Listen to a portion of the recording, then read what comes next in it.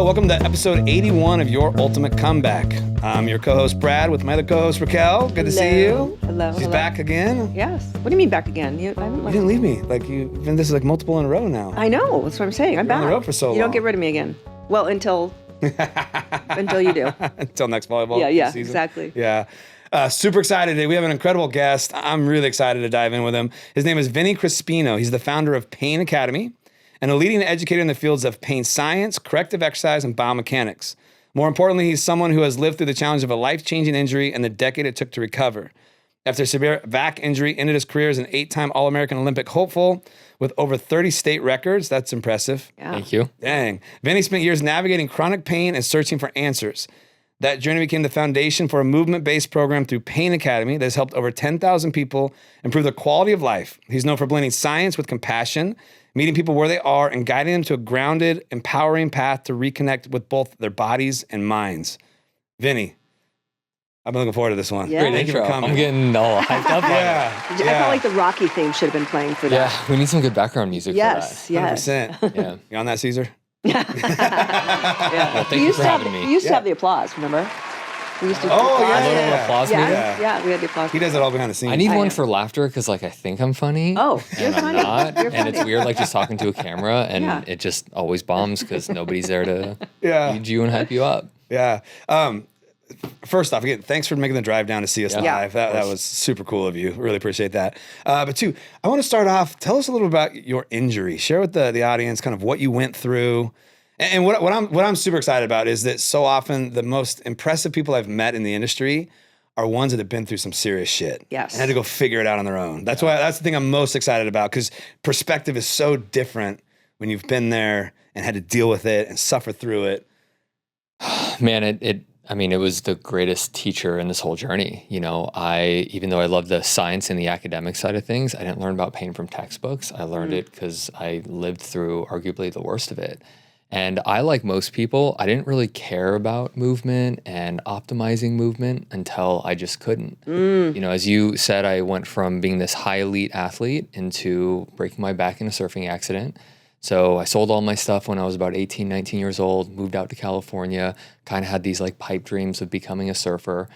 I was a great swimmer, a terrible surfer. I Really? did not Okay. understand that is a completely different It skill didn't set. translate, huh? Not at all. Oh. I had like the strength and the power and Yes. the endurance to get out Yes. to the waves. And that gave me this, unbreakable sense of confidence.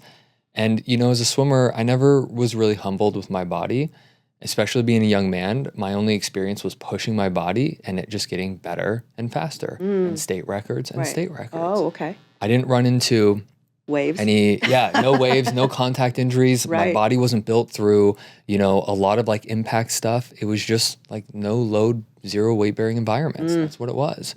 Cross training really wasn't a thing. We're talking like mid 2000s where you just did your sport and that's what you did. Yeah. And maybe it was a little bit of like dryland core work. So there was not a lot of like structural integrity going into us as swimmers, especially at that level. So long story short, I sold everything that I had, moved out to California, and I wanted to be a surfer. And within weeks, these waves came. We're talking like 8 to 12 foot Oh, waves, jeez. which are monstrous. But me thinking I'm like the king of the pool over here, Yeah. I got this. There's nothing the ocean's going to throw at me that I can't handle.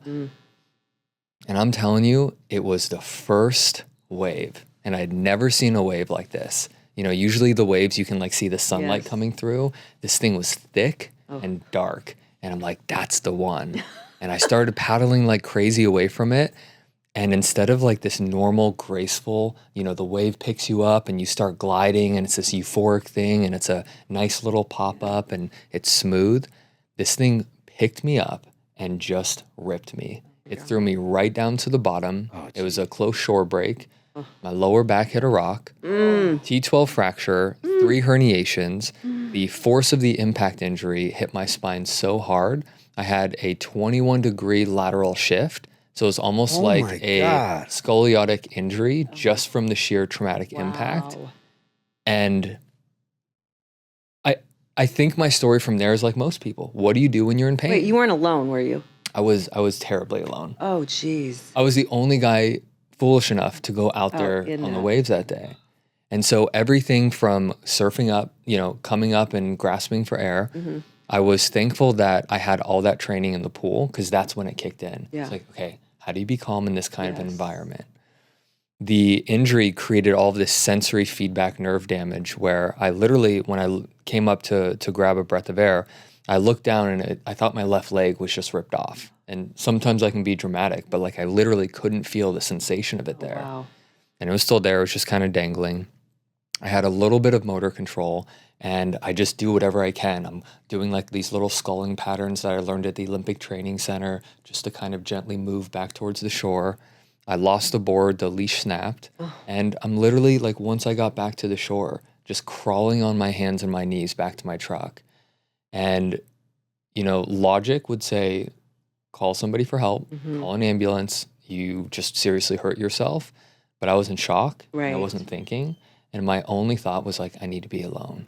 And wow. I drove back home, which was about You drove. Yeah, from Malibu over to Simi Valley. So it was about 45, 50 something minute drive through the winding canyons. And it was the first time I've ever driven just in silence. There was Wow. no music and I was just white knuckling the steering wheel and every turn was hell. And there's no part of you that thought, I should pull over and get some help.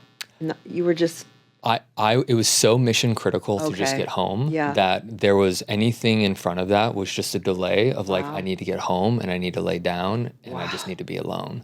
Wow. And that was like it was just this primal pattern that kicked in of not really cohesive thinking. yes. I just need to get home. Wow. Wow. So obviously you finally seek some medical attention, right?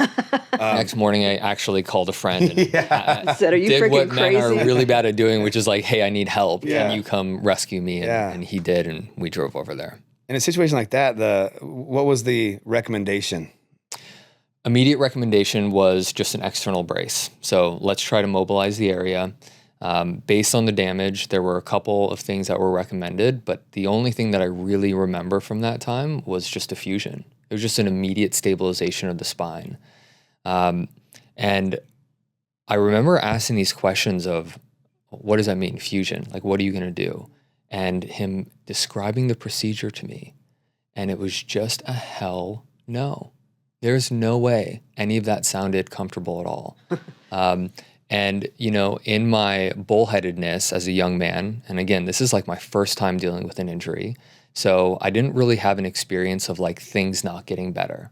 Again, I just pushed my body and it just Right. did really well.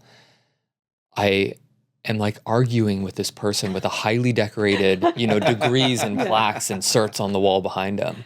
And I'm like, no, there's got to be another way. And he's like, no, this is what we have to do. You're welcome to go get a second opinion, but this isn't going to get better. How old are you at this time? 19, 20. Oh, sheesh. Okay. Yeah. So you're thinking, this is not what I want for my life. No, Yeah. because turning, bending, and we're talking like movement patterns Right. are just, you have to be incredibly cautious over. Wow. And that was absolutely terrifying. And so we left. I got my drug prescription. I got my muscle relaxers. I got probably what normal people get when you get a serious back injury, which is here are the protocols. Here are the recommendations. Go see these PTs, go see these physios, and go do it. Yeah. Well, how was that? Did you like start into the PT and all that stuff like typical people? Yeah, do? Like typical people do. yeah. That's what we know to do. That's all we know to do at that know, point. no, It's you're like right. you Yeah. heard, you don't want the Yes, surgery. yes. It's Yes. physical therapy. Right. Yeah, and so that was like very slow. It was very, I was in the middle of an acute injury, so it really wasn't a lot. I think it was, if I can remember correctly, it was probably like 3 to 4 weeks of just don't do anything. We're not actively doing this. This is an active injury. Here's the brace. Wear it every single day. It was uncomfortable as hell. But step one was trying to just stabilize the injury. And then once we kind of got out of the acute phase, then it's like, all right, now let's go try to deal with this. And just normal PT stuff, which is what's going on with the back. Let's get MRIs. Let's get x-rays. Let's go do the normal protocols. Let's stretch it. Let's go do the E-stem. Let's try to bring and vitalize this area back to life. I can't imagine. Not me neither. Yeah.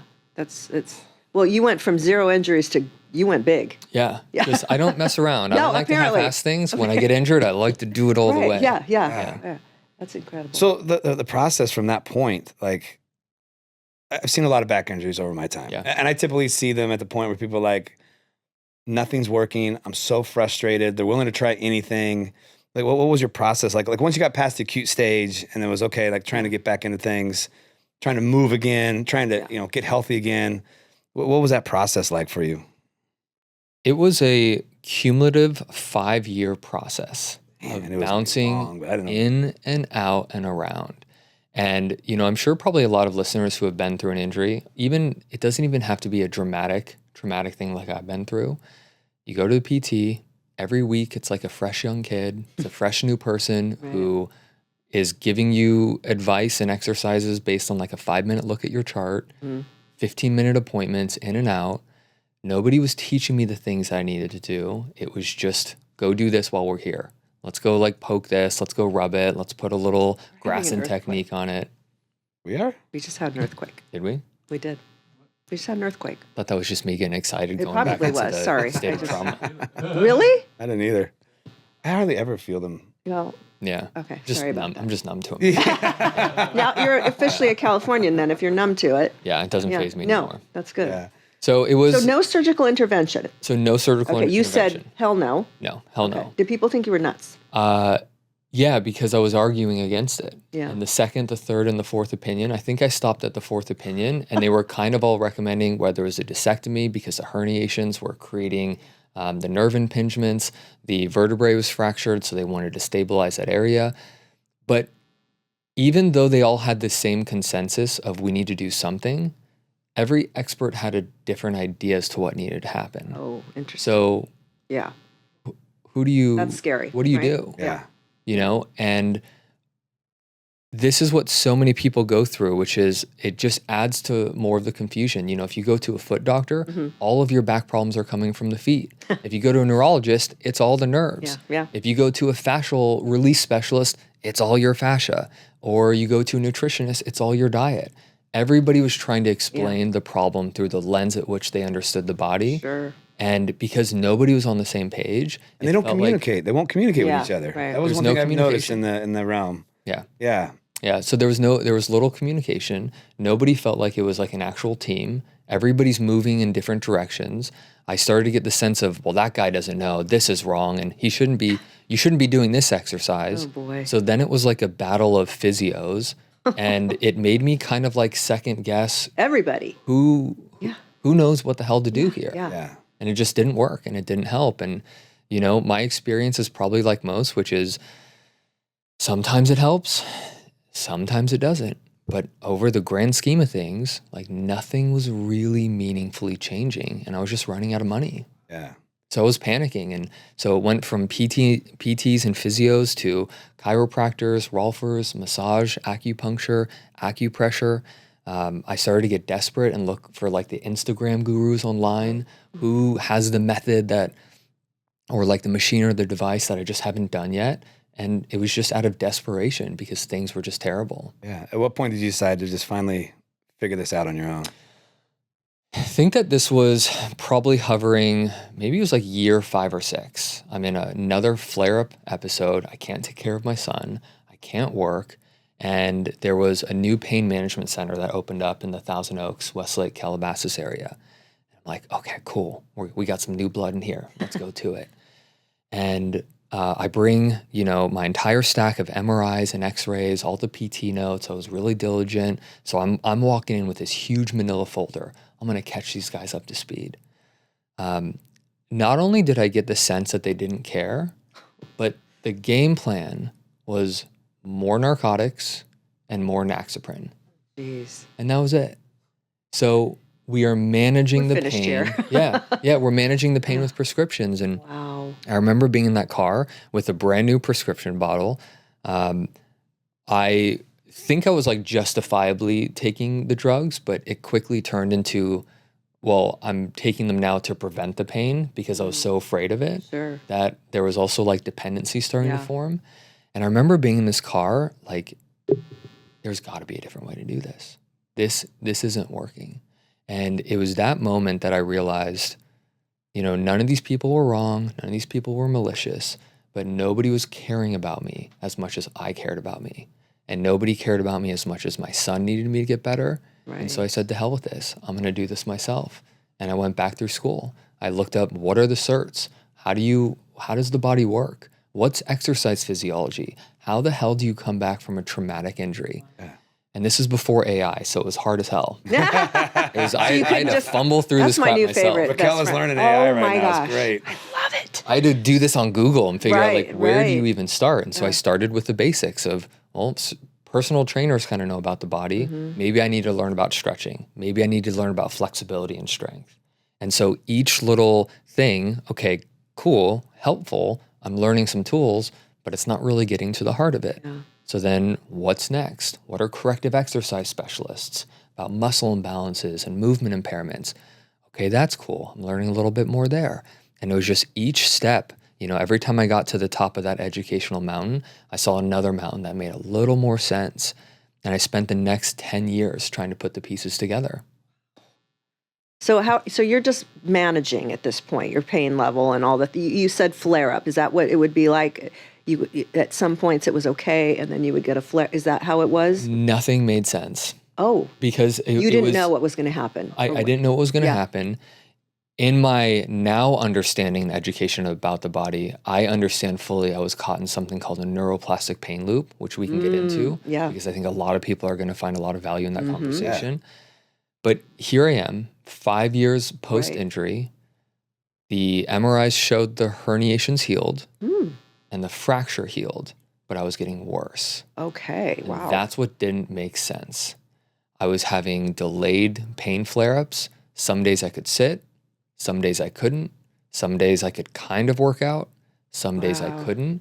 And that's not how true structural abnormalities behave, right? If you break a bone, it's broken. Mm-hmm. Every time you put load on that leg, it's going to give you the same response. Right. But what was making my situation really challenging was the nervous system's conditioning of the injury. I had spent 5 years in pain that I had conditioned successfully movement and pain to be linked in the mind. And this is why sometimes I could do things and sometimes I couldn't. It all had to do with how my nervous system became dysregulated since the injury itself. Wow. And it felt like I was trying to hit a moving target with a blindfold. And this is the cycle, this really vicious cycle that a lot of people are stuck in. I've never heard this. This is fascinating. No, it really is. Yeah. And the fact that you even, like most people, by probably year 3 would be like, okay, I'm freaking doing the surgery. Yeah. I mean, I'm over it. This is, that you just, I can't even imagine. Still not an option. Yeah. Yeah. And it you terrified me. And you drove here, and that's how long did it take you to get here? 3 hours. Jesus. I don't even like to drive 3 hours, so my back wasn't broken. Yeah. So, you know what I mean? Cruise control helps a little bit. No, but still. Yeah. That's incredible. Yeah. Yeah. So you were just very determined to find answers. I was like my life depended on it because it did. Obviously, yeah. And your son, like you said. Yeah, absolutely. He was absolutely my driving force and factor. I would not be sitting on this couch if it wasn't for him. Yeah. That's 100%. One of my favorite things about children. Oh, yeah. Is that drive of like, no, there is no other option. Yeah. I have to figure this out. Yeah. Mm-hmm. Yeah, saving grace, because I wouldn't have that without him. Yeah. And he's how old at that point? He's so he was born when I was 24, so I had him really young. So I was about 4 years into this injury. Okay. And so it took another about year or two for me to really get my act together and realize that just paying people doesn't mean that you're going to get better.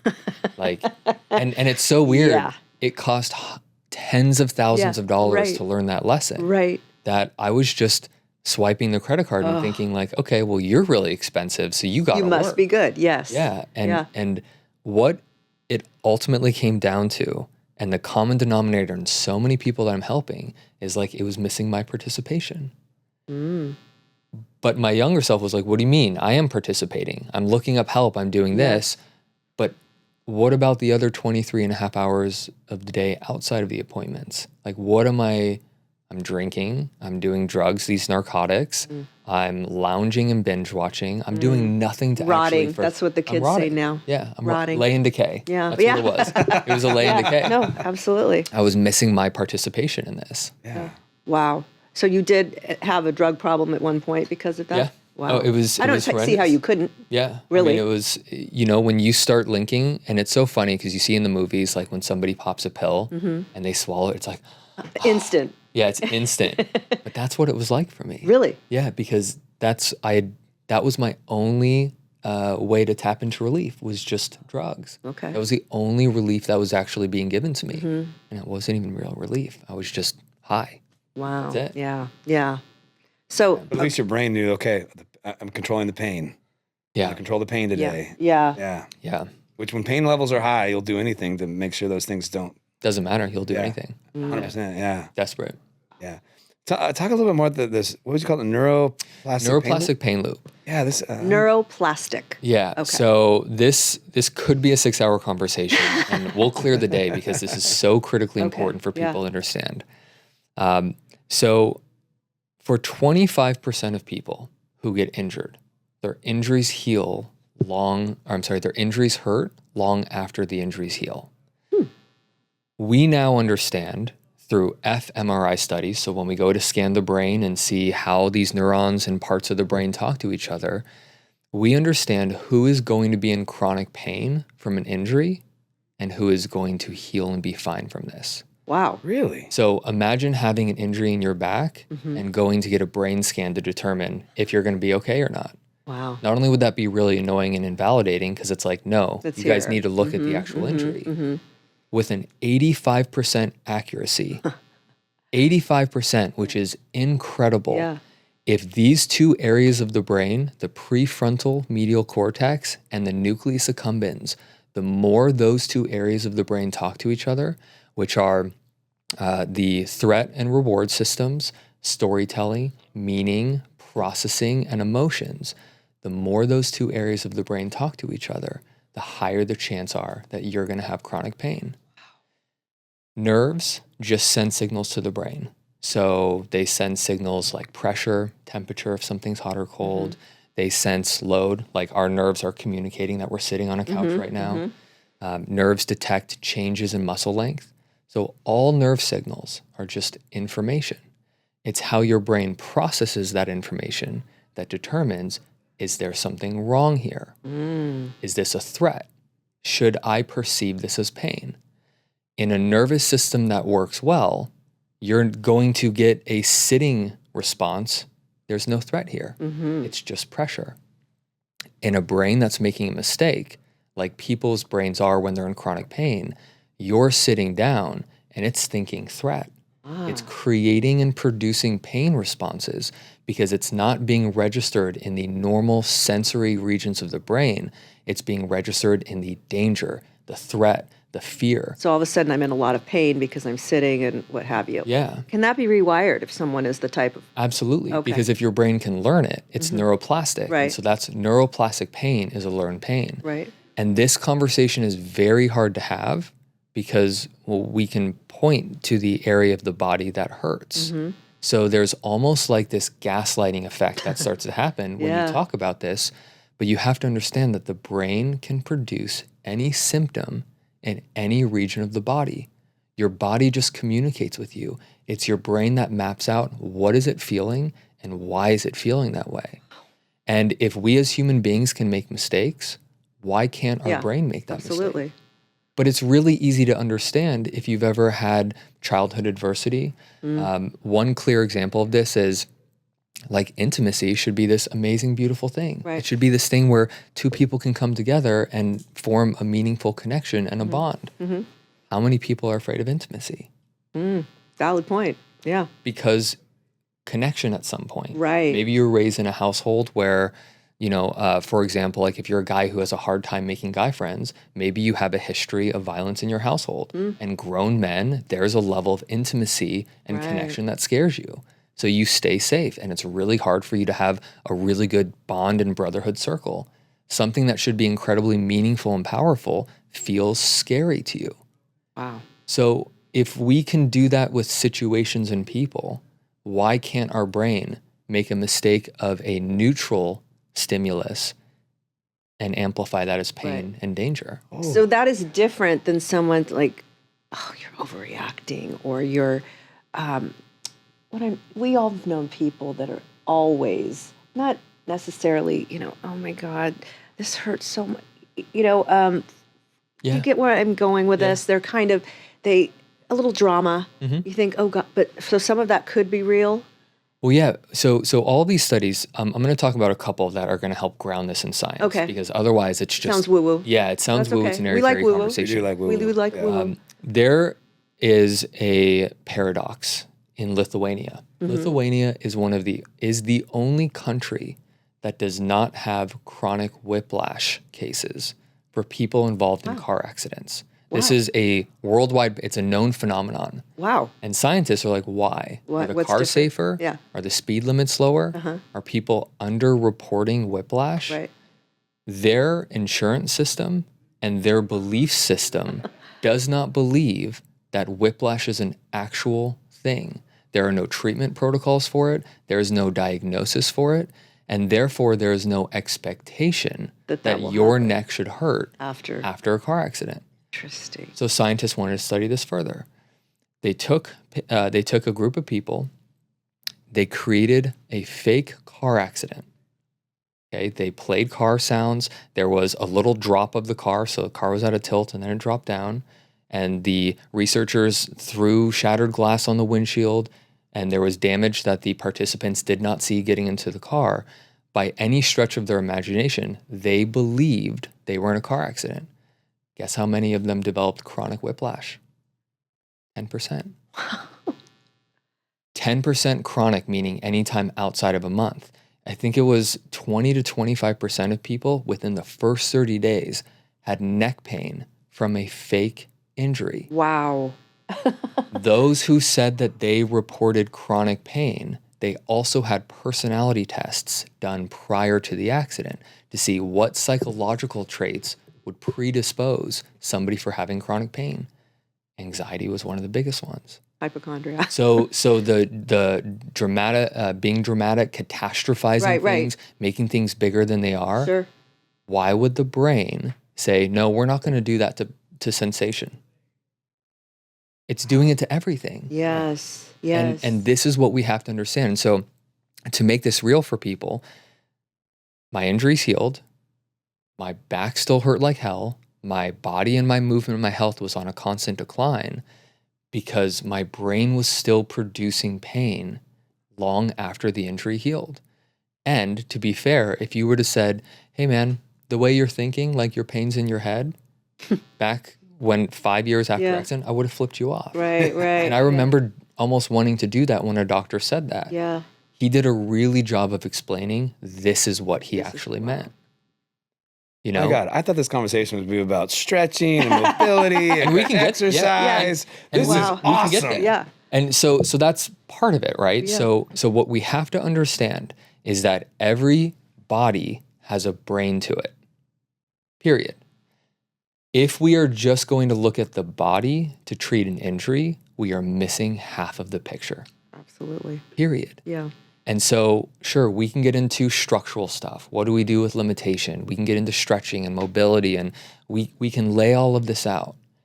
And what is happening on the brain's level that's amplifying these signals? You know, if you're wearing a hearing aid and we're all having this calm, cool conversation, and you've got a functioning hearing aid, it's like a 2 out of 10. But if you've got a dysregulated nervous system and your hearing aid is just cranked to a 7 out of 10, I could give you the best damn back exercise in the world. It's not going to do a damn thing. Yeah. Because your nervous system is so dysregulated, it is going to take anything good I give it and register it as danger, threat, warning, pain. Wow. And one of the biggest telltale signs that neuroplastic pain is showing up is when somebody has inconsistent symptoms. Why can you train hard one day, but then you can't the other day? What is the conditioned, learned pain response that you should hurt after working out? That you should hurt after you move? That you should hurt after doing chores? That you should hurt after being intimate? we have to take a look at what the brain is doing when it comes and the role that it's playing with chronic pain. We'll get into this a little later, but your Pain Academy. Yeah. I joined it. I'm super excited to go through it. But Day one? What's that? This is day one? This is day one. I literally Cool. signed up earlier Great. today, watched all the videos and stuff. But the thing on there that caught my interest was the mental side of pain that you have on there. Is this kind of dig into that on there? This is what I'm talking about. I've never seen that. I'm like, oh, that's really interesting. I'm excited to kind of see what that is, but I'm like beyond interested now. I want to know what made you get to that point? Did someone give this advice to you, or saying, hey, you need to look at this full picture, not just the body, but okay. My son. What? Yep. Do tell. He's 4 years old. Yes. The kid is a riot. Uh-huh. I'm doing my prescribed PT. Uh-huh. I'm deep in the process of going back to school and learning about this stuff. Bridges were a nightmare for me. So just a simple bridge, Sure. right? Bilateral, getting both Yes. sides of the hips to work at the same time was hell for me because my injury was so bad and I developed so much asymmetrical hypertrophy. My left side was overdeveloped. My right, it was a mess. So doing an exercise that got both hips to move, like bridging, was a nightmare for me. Every bridge sucked. And I know people can be dramatic, but that was my experience. I was like resisting and wincing. I was holding my breath anytime I did the movement. My son walks into the room and he asked me this dumb, silly question. Dad, do you think you could withstand a punch from a gorilla? I'm like, hell yeah, I could. What are you talking about? I'm your dad. And I'm like, what about you, man? And I'm doing my bridges Yeah. and I'm like annoyed. And I say, what about you? Where do you think you could take a punch from a gorilla? And I was thinking like, okay, body shot, arm or the leg, or if he's being silly, he'll say the face. And he just said Africa. And in my mind, that was just like, it was witty. It was funny because I thought we were talking about the body, but he's talking about the location of where they'd be. And I'm laughing. And I'm bridging without pain. And Wait a second. laughing can be... What's going on here? Okay, am I not doing my cues? And then once I started to focus on it, it hurt again. Wow. So what was happening here was and positive affect induction. I was being playful and light when I was doing movement.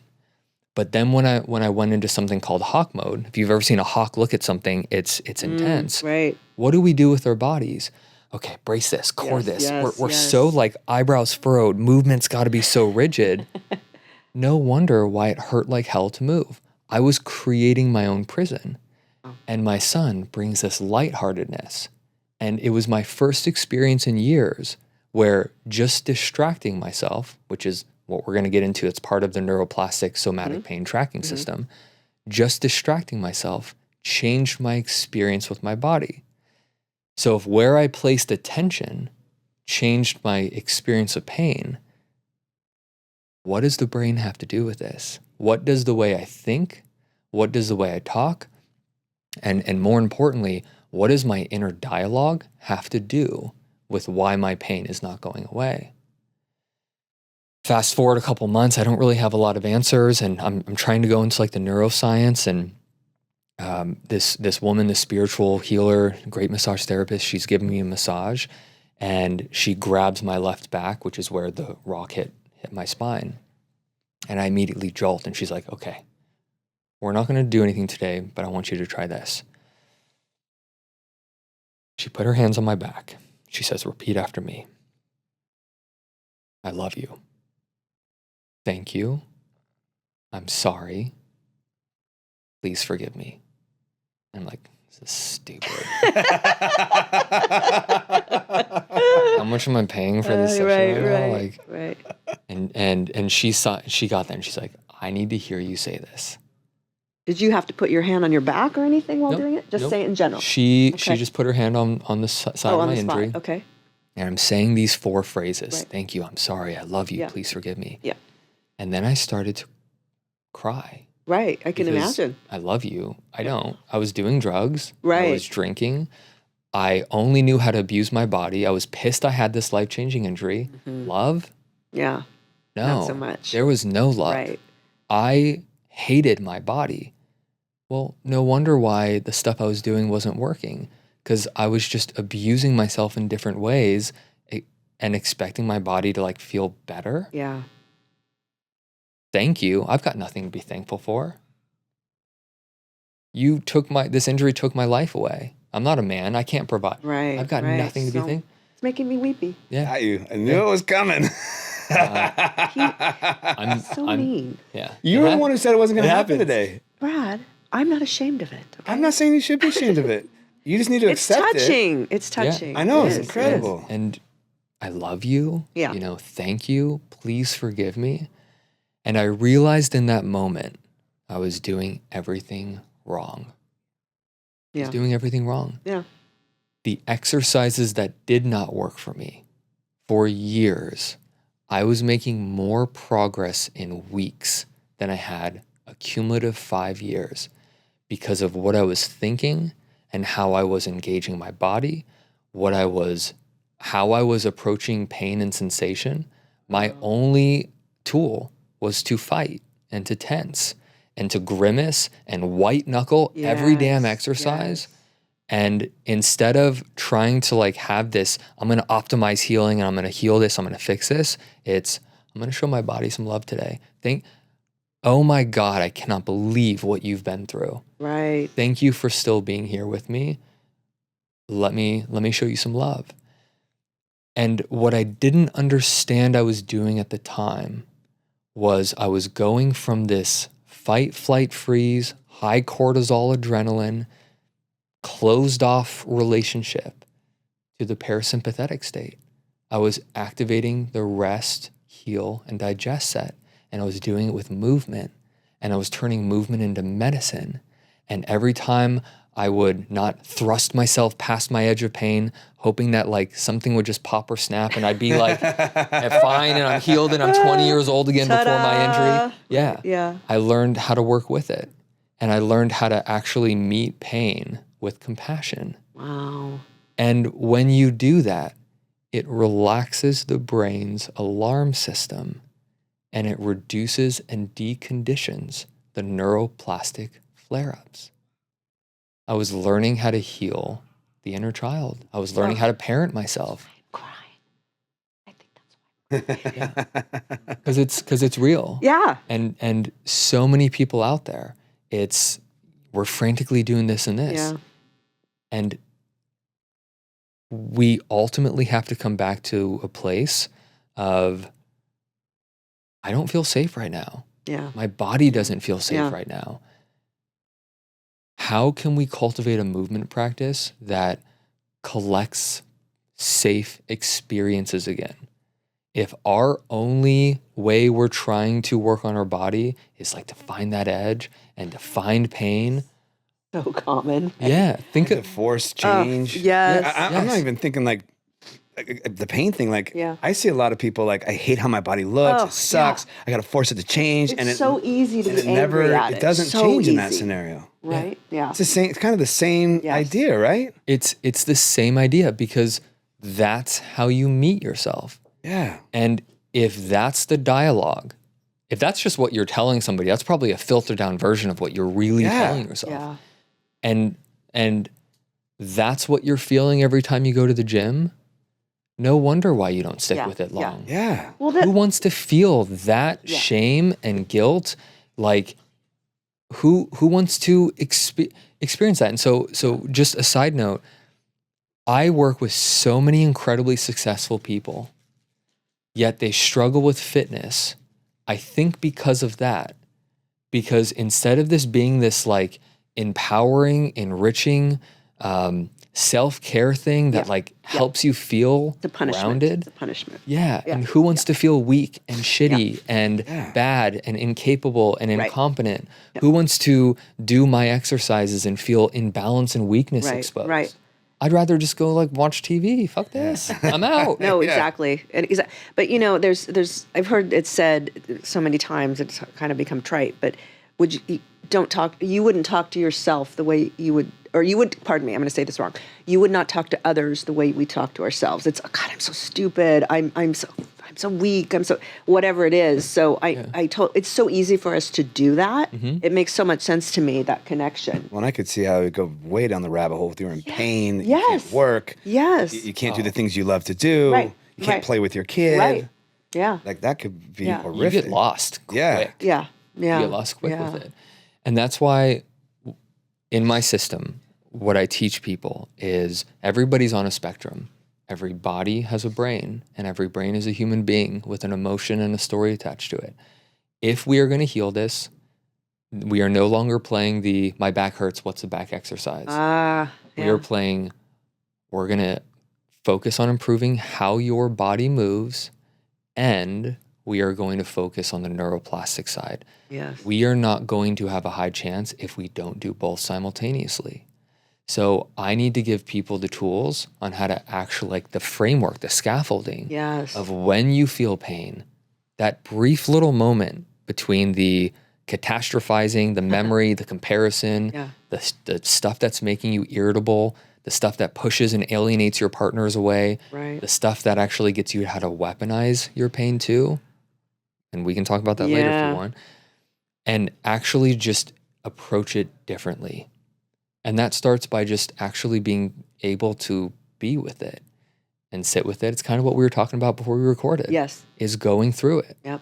And what that actually means, and these are the techniques I teach people, which is something called somatic tracking. Can we do an exercise and allow the discomfort to be there? Can we look at it?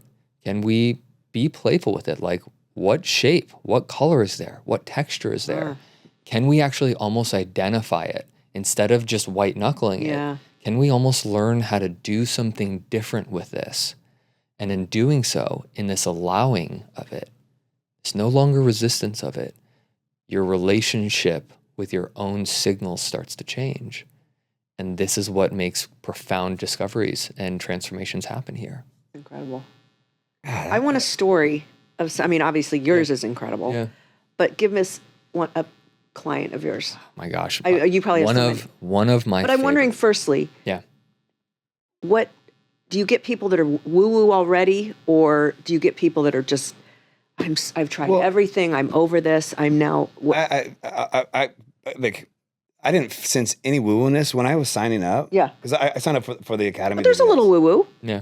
Well, but it didn't feel like that when I was... I see. It felt like, I am like literally shocked this is our conversation. I see. The way I felt, it was going to be like, okay, I really thought it was just going to be like, flexibility work and mobility work and movement work. And again, the What whole... you get for thinking, Brad? I know, but it caught my, the thing that really caught my interest that was so different was the mental side of pain. Yes. And I was like, oh, I'm excited to get into that. Right. But at no point was I like, oh, I was excited to start doing it. Yeah. It's gonna be great. I'm gonna start moving better. I'm gonna start feeling better. Yeah. It didn't feel woo-woo at all. Yeah. And by design, because I can't lead with this. Right. People aren't willing to hear it. Yes. Yeah. And this is where my story really comes in, is I created the program that I needed when I was that terrified 20-something-year-old. Yes. Again, if you would have said my relationship with pain was half of why I wasn't healing, no, you're wrong. Yeah, of course. So I have to enter people's understanding through their bodies. I've got to go hard into the biomechanics. This is assessments, ankles, knees, hips, pelvis, shoulders. Here's what's going on. And now here are the exercises. And now we're going to use the exercises to show what's really underneath the surface here. What do you do when you feel discomfort? How do you as a human being respond when you run into a limitation? When you run into something that makes you scared? What is the emotion? What is the feeling? Yeah. What is happening on a human level here that's getting in the way? And how are you as a human showing up to this program? Are you finding that you're an avoidant? We got to deal with that. So the entry is biomechanics. Got it. The depth is delivered once you start to understand, Right. okay, this is body, and now I need to go into the mind. Hand in hand. This is fascinating because like the story I tell myself, I'm realizing is the problem. Oh, yeah. Oh, I'm getting older. Oh, I'm fragile. Yes. Oh, I can't run like that. I'll probably snap something or break something or tear something. And I'm to the point where I'm verbalizing to people, oh, I feel really fragile. Yeah. Like, Yeah. oh, my biggest enemy is sleeping. That's when I get hurt. Like I've told myself for a couple years now, Yeah. like, stop. You're older now. You're fragile. I'm getting stiffer. Yeah. Like I'm playing into that game Right, mentally. right. But here I am thinking like, oh, I'm going to do all these exercises. He's going to make me feel better because he must have something I've never Yeah, seen yeah. before Yeah. from a flexibility, mobility standpoint. But now as we're sitting and talking, I'm like, holy shit, this is A the totally mental story. yes. I've created this. Yeah. My Most body's people just do, I'm responding by sure. what I'm telling it. Yeah. And on some level, let's be very fair. Like on some level, there's a level of protectedness. Like, Oh, 100%. let me, if I'm gonna go do a Murph workout on Monday, let me just give myself like a little healthy check on how hard do I want to go Yes, push yes. this. And there comes a point where a story can become maladaptive, right? Sure, for sure. At what point does our story actually become our own prison? There are epidemiological studies done on this now. Kids whose parents are in pain, those kids have the same pain Ooh. because they are shown that's what aging is. Ah. You've ever heard, I've got my dad's bad back? Oh yeah. I've oh got yeah. my dad's bad oh, knees. Definitely. Of course you inherit genetics. Mm-hmm. But what's really going on here is you have a blueprint of this is what aging is like. And when you really start to take a look at the science behind this stuff, you start to realize that structural reasons are not a very clear science for why we're in pain. If you spend even 10 minutes looking at the studies on structural issues with people without back pain, you are going to start understanding a completely different story. 1 out of 3 people have herniations and they don't have back pain. So why is your herniation the cause of your back pain? Why are some medical professionals so sold that that's what's happening? Yeah. And not to go off on a tangent here, but it comes back down to our perception of the body. Most degenerative changes in the spine are as normal and as harmless as wrinkles on the skin and as gray hairs as we age. But there's an over-assignment that we place Definitely. on blaming these things as the problem.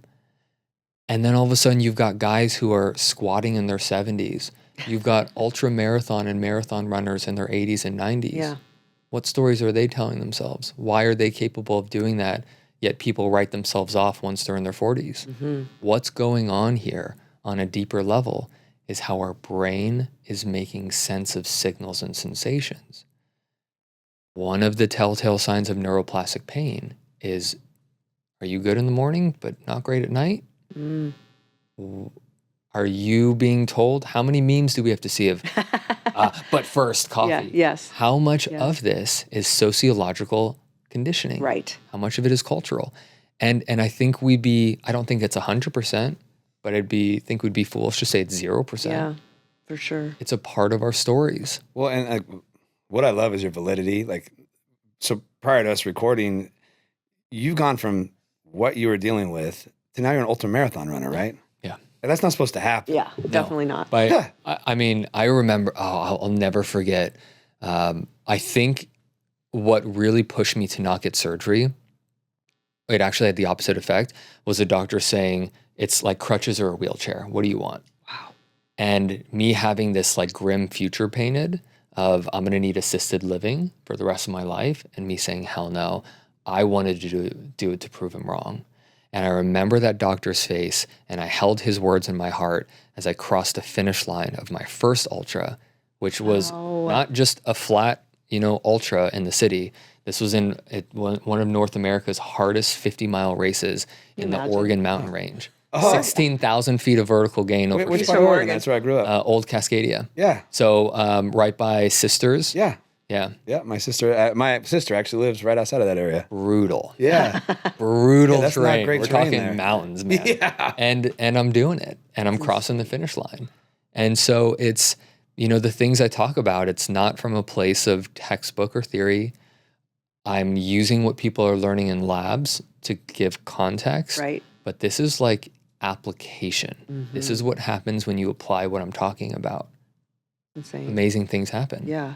So quickly, can you give us an example of a really great success story? My favorite success story. I have her featured all over my page. Oh, okay. Not only because the results are absolutely dramatic, but her story to get these dramatic Okay. results.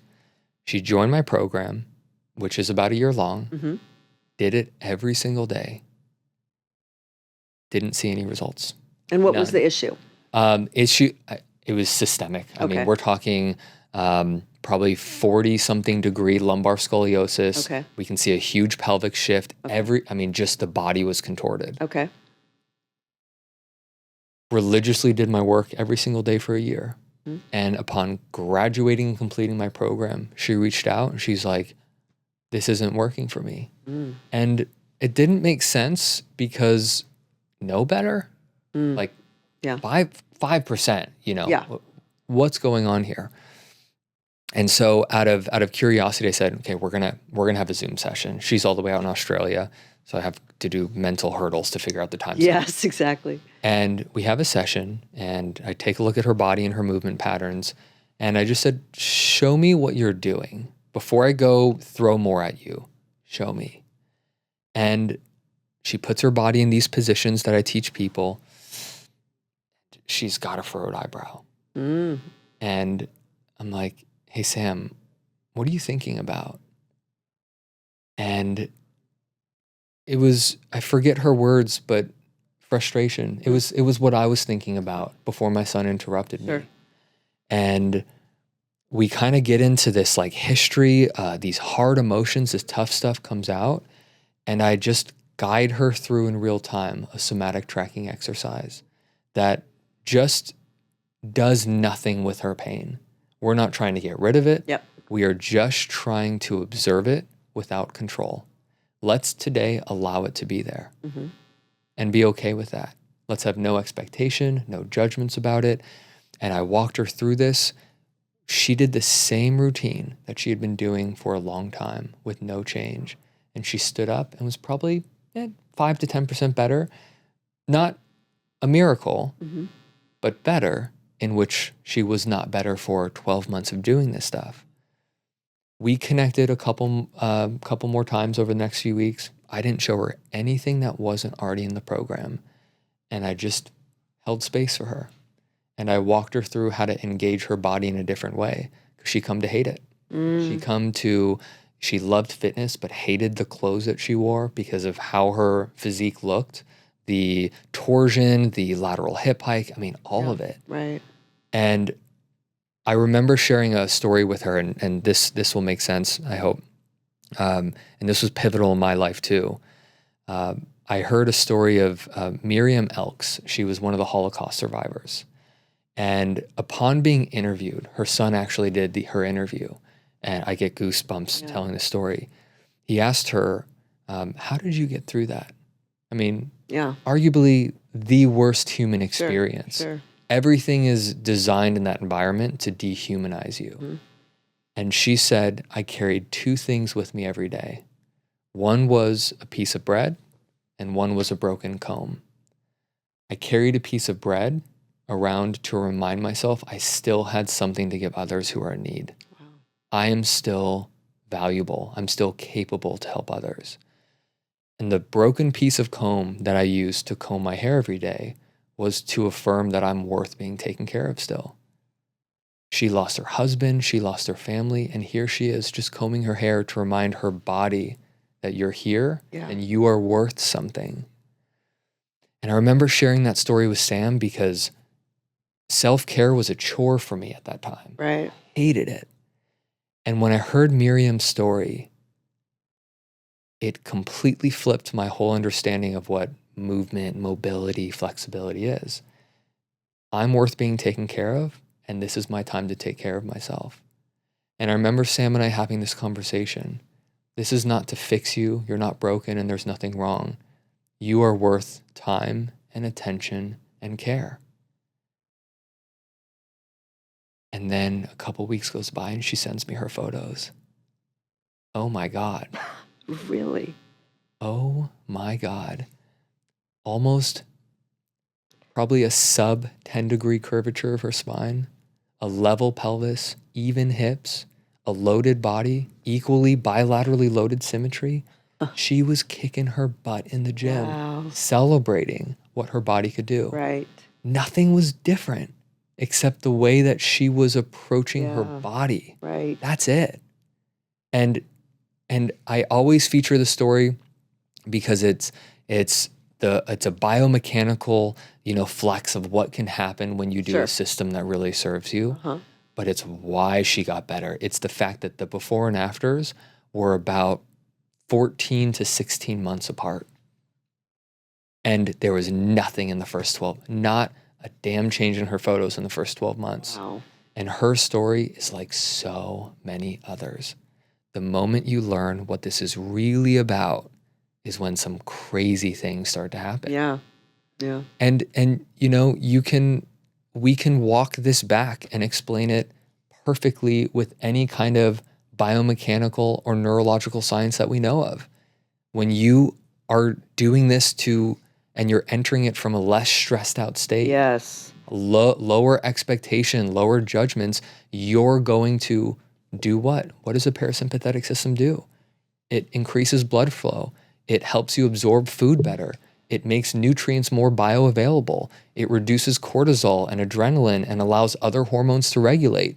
And if that's what your movement practice is now doing, instead of this, I gotta fix this. Right. And Right. Yeah. no wonder why people aren't getting better. Right. And no wonder why they are when they actually figure out what this really is. Yeah. This is the missing link No kidding. in health, Yeah. fitness, It really is. I think so. pain management. Yeah.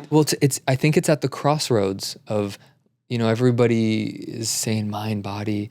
Like this is what truly is this mind, body. This is what this is. Yeah. Which is how to use your body to work with your mind and how to use your mind to change your body. Yeah. And the beautiful part is it's not complicated. Yeah. Like we could get nerdy right now and make it complicated. But how about you just lay on your back, throw your legs over a couch. Let me show you a couple simple movements. Let me show you how to breathe. Let me give you a couple different ways to engage what thoughts are showing up. Sure. And then let's see what happens. Yeah. Incredible. It could be that simple. Yeah. We needed to have him for longer than an hour, Brad. What we already have. I know, but I mean, This is it's awesome. just Yeah, we're so going. crazy. Yeah. We're crazy. Man, like I see this every day. Right. In different forms, Sure. variations. I definitely understand what we're talking about. Yeah. I see it with pain not getting better. I see it with people's bodies not changing the way they Yep. want. It's. I can't tell you the last time someone came in and like, I am so happy with how I look and how I feel. This is incredible. Exactly. That doesn't happen. No, Yeah. doesn't. And like people are making progress. Like, yeah, I feel pretty good, but there's still this or my knee Stop here. talking about me. I'm talking about you a little bit. Like it's incredible. Like people don't take the time to just. It's true.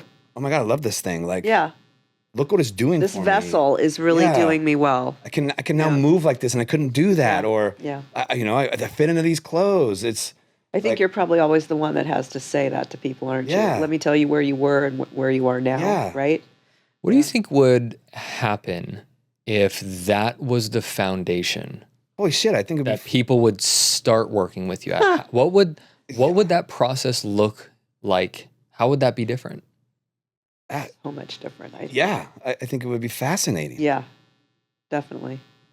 Probably less breakdowns. I'm in a drive-through of a fast food restaurant, Yeah. like the self-sabotage. Yeah. I mean, it Yeah. goes away. Because Right. the self-hatred goes Yeah, away. yeah. Exactly. Fuck, you won't look how I want you to look, so fuck it. I'm just gonna go blow Yeah, it and right, eat right, three right. cheeseburgers and a 6-pack of beer. Right. Or I'm doing this to piss somebody else off. And it's Yeah. like, I'll show you. Yeah. yeah. Yeah. When your intention changes, your compass changes. When your compass changes, you can start to use a different set of parameters to guide you. Yeah. And when you understand a North Star that's rooted in longevity and a North Star that's rooted in self-care and not this, well, how quick can I get out of pain? How fast is this going to work for me? Yeah. But how can I be better in 10 years? Yeah. How can I learn to love myself, therefore loving other people on a deeper level? How can I use my body to make this happen and give me an experience of life I've never been able to experience? Like when you start entering fitness from that level, like what do you want to do? Right. Just- right. What? and you remove all of these crazy mental barriers that like you're actually imposing on this process, and you get out of your own damn way, go get it. Yeah. Whatever you want to do, you're Yeah. going to be capable of doing. Same. Period. Full stop. It's Yeah. just, you're doing that purely for yourself. Yeah. Out of self-love. Yeah. Versus trying to make people love you more or be more valuable or be more worthy or get attention. You're purely doing it for yourself at that point. Yeah.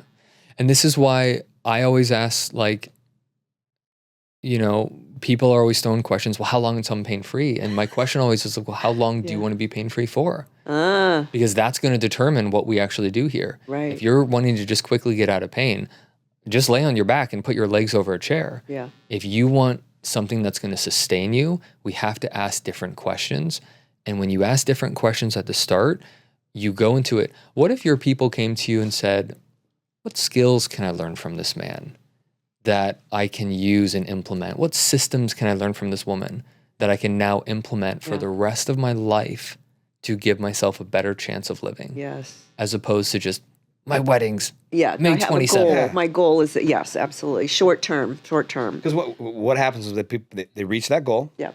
and then what happens? gone, done. You won't see him for months. Explodes, gone, like Yeah. total Yeah. back. I remember I had a client one time.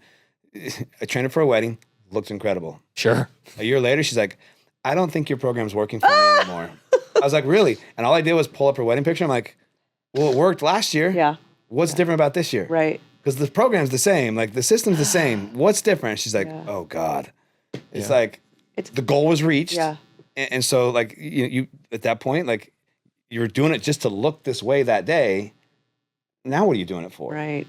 Like this is fascinating. Yeah. Is this kind of the same thing when like you hear about the power of being grateful and how that can shift when people like instead of like, why is life doing this to me? This, that. Why don't I have this? Yeah, just being grateful. Like, thank you for this. Like, that's a. Well, that's actually it's a proven technique within the world of settling and changing neuroplastic pain. So there is a technique called zoom in and zoom out. When you have somebody who is, and I'll explain this with pain and then we'll move into more of like aesthetics. So a lot of people wrap their minds around this. So when people come to me and they have chronic back pain, 20 years, they invest all this time and money, they fly out to see me, you know, so they're committed, right? They're very fixated on their back pain. And I put them in a position and I say, what do you feel? Oh, my back. And it's my back. It's like, okay, what else do you feel? Nothing. Okay. What else do you feel right now other than your back? And it's kind of like a deer caught in headlights. Right. Because they've had that hawk mode. They've become so hyper fixated on that thing that doesn't work or feel well, matched with the story, the meaning, the learning centers of the brain, memory firing up. Yep. And I asked them, what about your lips? How do your lips feel? And they're like, what? What about your left wrist? Yeah. How about your elbows that have never given you, that you're not here to, well, they're fine. It's like, great. And then we zoom back in on the pain. And so there's this technique of zooming in and zooming out, because when you have these problems, most people, and this goes back to the predisposition of mental and cognitive abilities, you become so hyper vigilant and fixated that you lose sight of anything else. Back pain is your only story. Right. Your age is the only thing going on. This love handle is the only thing that you see. Yep. And when you can practice, okay, yes, that's true and that's going on for you. And what else? You start to do something really important, and maybe not day one, but you do it enough, just like a practice of gratitude. You start to change how your brain processes information, and you start to see that there's more to just this than what's really going on here. And when you practice that, you realize you are not your back pain. You are not pain. Pain is not your destiny. You have also a lot of other great things that are happening in your body too. Right. Can we also give those equal weight? And when things become they go from lopsided to balance with how you're placing your attention, what do you think happens to your experience with chronic pain? I think it kind of lessens that rigid story you're telling yourself. Sure. Same thing for cosmetics. Yes, there's something aesthetically that you want to change. Yes. And what do you like about yourself right now? One thing. Yeah. And most people, nothing. I like my feet. I have nice feet. Yeah.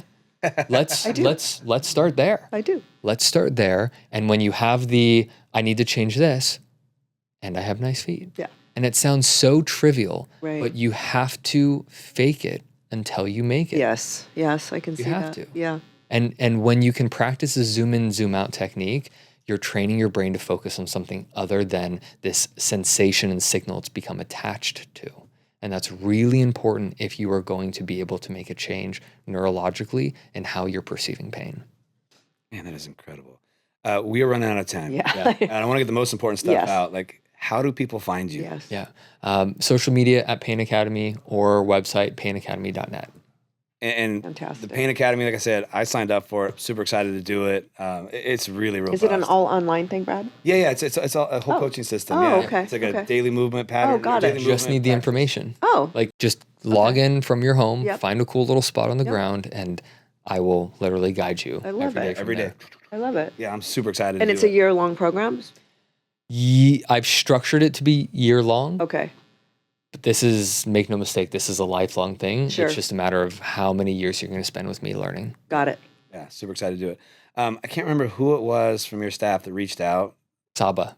Tell her thank you. will. Yes. Like, this was mind-blowingly It really awesome. is. Yeah. It really is. I mean, like you said, totally different kind of trajectory we than could I have sat expected. here for 6 hours. Totally. And talked about Told you, this 6 hour stuff. conversation. Yeah. Yeah, 100%. You weren't lying for that. But Yeah. thank you so much for coming over Yeah. and joining us. We'll have to have him back. Yeah, 100%. Yeah. Like, If you're willing to listen. drive out again. Yeah. Or even zoom in with us. We're going to do it in the morning. We're going to avoid the rush hour. Yeah, I- 100%. Yeah, Definitely. super Or sorry you could about zoom that. in with us. That'd be great. Yeah. Yeah, I would love to keep exploring this with you to deeper Cool. level. Our people are going to love this. Yes. 'cause- Yeah, maybe we'll walk them through an exercise of what that'd be- somatic tracking Yes, is, and yes. I think my parting message for people is like, you don't have to believe me in any of this stuff, but you have to be willing to find out. Yeah. Like, just go try it. Yeah. My free routine, your first routine's on me, your first week's on me. Yep. Like, just go try it. Yeah. And Well, then I'm let gonna- your I'm gonna nervous do it. system decide. So when we get back and Yeah. when we meet up again, I'll kind of share my experience, what I'd I'm love that. seeing and feeling, and I'm really excited. Thank you so much. Yeah. Yeah, Yes. likewise. Yeah. Thank you so much for having me. Yes. Thank you perfect. for making the drive for us. course. Appreciate Always. it.